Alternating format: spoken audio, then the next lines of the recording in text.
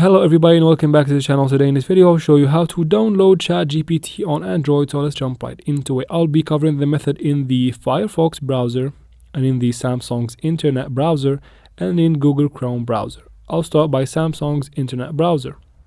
From here enter chat.openai.com. It will take you to this website. If you have an account, tap on login. If you don't, just type on sign up. I have an account, so I'm going to type on login. From here, I fill in the information of my account. When I'm done, I tap on continue. It will take me to ChatGPT main page. From here, tap on the three lines on the bottom right corner. And then tap on add to page. And then tap on home screen. From here, it will require you to name it. I'm just going to name it ChatGPT and tap on OK.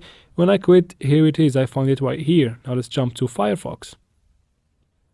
Same thing. Go to chat.openai.com. Tap on login if you have an account.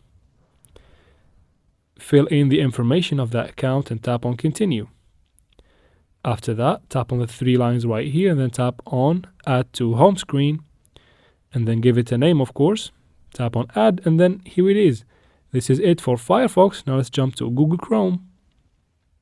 From Google Chrome, go ahead and go to the same website. I'm already logged in, so let's tap on the three dots on the top right corner and tap add to home screen right here. Of course, give it a name again, tap on add and you'll find it right here. Just test it out.